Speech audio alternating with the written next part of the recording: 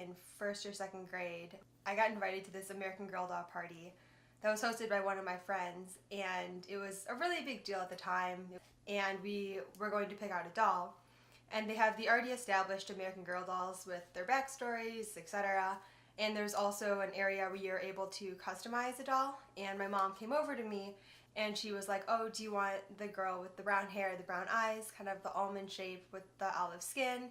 And I said no, originally I wanted an already established doll.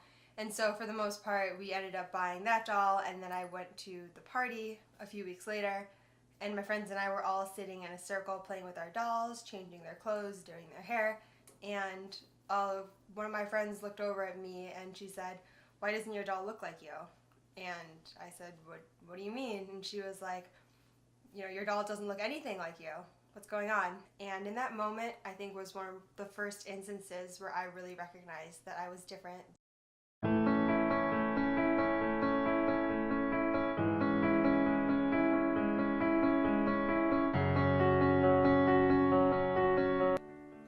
My name is Carrie Osowski, and I was born in China on February 6, 1995. I was left at a doorstep in a small town in China in the Jiangxi province, and 8 months later I was adopted by my American parents and brought here.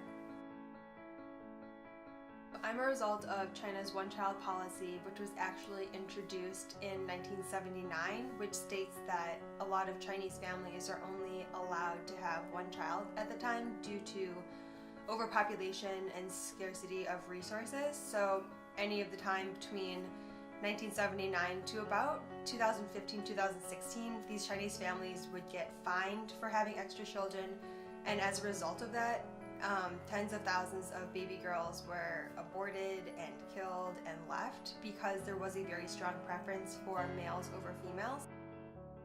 Growing up, and even today, I get asked if my biological parents actually abandoned me, because it seems to me that the words adoption and abandoned are very similar and somewhat used interchangeably. And I think that I never wanted to think that I was ever abandoned, but at the same time, because I don't know what happened to me in the very early stages of my life, it could have been a possibility. And as crazy as it sounds, there's not a day that really goes by where I don't think about the fact maybe I wasn't wanted, or maybe for some reason, my biological father or mother didn't think that I was worth enough, or I just wasn't supposed to be there. But I think one of the strongest ways that the word abandon has really played out in my life is the fact that I try and compensate for the fact that, you know, I might not have been good enough, and I maybe was given up just because I was a girl.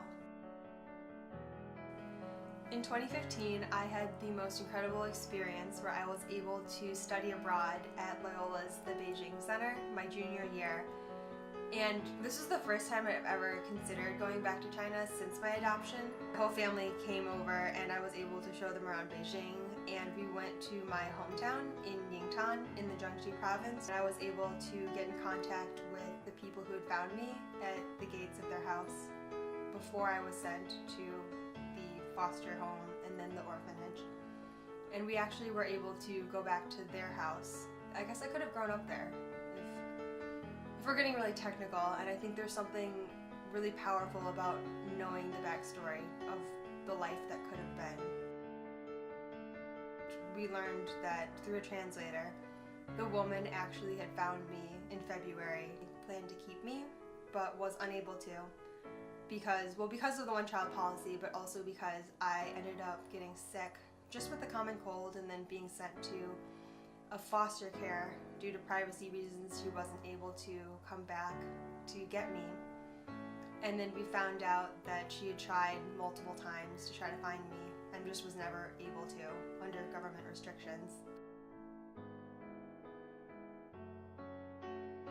There's so much more that goes into my self-identity than I can think.